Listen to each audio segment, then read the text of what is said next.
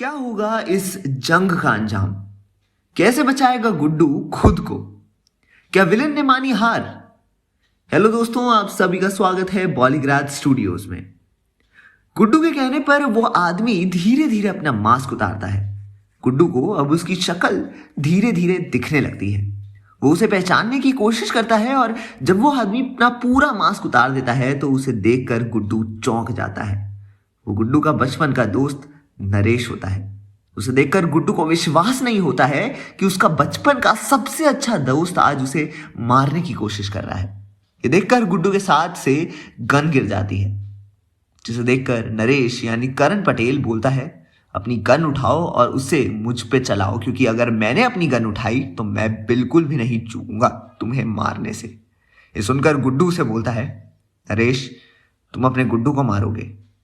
ये सुनकर नरेश आगे बढ़ते हुए बोलता है कि तुमने सोचा था कि मेरे माँ बाप को मारने से पहले? ये सुनकर गुड्डू की आंखें खुली की खुली रह जाती हैं और वो अपनी लड़खड़ाती आवाज से बोलता है, क्या मैंने तुम्हारे माँ बाप का कत्ल किया?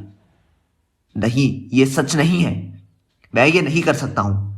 ये सुनते ही नरेश चिल्लाते हुए बोलता है, हाँ हाँ तुमने ये किया है, तुमने ही मेरे माँ बाप का कत्ल किया है। और वो ये बोलकर एक गोली गुड्डू के पैर पर मार देता है, जिससे गुड्डू लड़खड़ा कर जमीन पर गिर जाता है। गुड्डू बोलता है, नहीं ये सच नहीं हो सकता नरेश, तुम्हें किसी ने झूठ बोला है।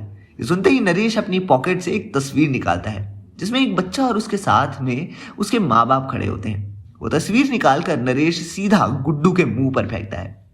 गुड्डू उसे तस्वीर को उठाता है और देखता है तो उसे अपनी आंखों पर विश्वास नहीं होता है। वो उसी दो औरतों और आदमी की फोटो होती है जिसे सबसे पहले कालीन भैया ने उसे मारने का ऑर्डर दिया था, और उसने सबसे पहले या कहें कि अपनी लाइफ का पहला खून किया था। पर पता नहीं गुड्डू को ऐसा क्यों हो जाता है, वो जमीन पर से गुस्से में उठता है और सामने खड़े नरेश के ऊपर गोली चला देता है, जिससे नरेश वही गुड्डू के आगे गिर पड़ता है। तभी वहां गोलू आ जाती है और भागकर गुड्डू के पास जाती है और उसे शरीर से बहुत खून को रोकने की कोशिश करती है। पर गुड्डू उसे अपने से दूर करते हुए बोलता है, गोलू जाओ और उसे बचाओ। ये सुनकर गोलू हैरान रह जाती है और बोलती है, पर क्यों, वो तुम्हारा दुश्मन है। ये सुनकर गुड्डू बोलता है, दुश्मन नहीं दोस्त। और ये बोलकर वो बेहोश हो जाता है। गुड्डू के आदमी अंदर आते हैं और दोनों को उठाकर हॉस्पिटल ले जाया जाता है। कुछ दिन बाद गुड्डू नरेश के बेड के बगल में बैठकर उसके होश में आने का इंतजार कर रहा होता है। धीरे धीरे नरेश को होश आता है और बगल में गुड्डू को देखकर फिर गुस्से में आ जाता है, लेकिन गुड्डू उसे समझाते हुए बोलता है, नरेश पहले मेरी बात सुन लो। मैंने तुम्हारे बाप का कत्ल जानबूझकर नहीं किया, मुझसे जबरदस्ती करवाया गया। मैं मजबूर था, और अगर अब भी तुम्हें लगता है कि मैं दोषी हूं तो ये लो गन और अभी मुझे मार दो।